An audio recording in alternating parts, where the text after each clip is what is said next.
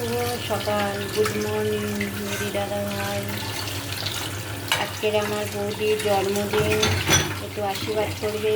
পায়েস হয়েছে আর খাসির মাংস হবে। পেঁয়াজ কেটে নিয়েছি আর এখানে কাঁকরোল ভাজা আর এখানে কাঁকরোল দিয়ে কুমড়ো দিয়ে উচ্ছে দিয়ে একটা পেঁপে।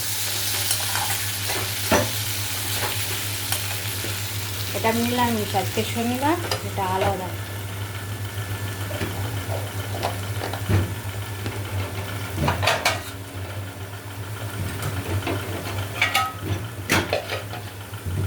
আর মাংসের আলু ধোয়া হচ্ছে।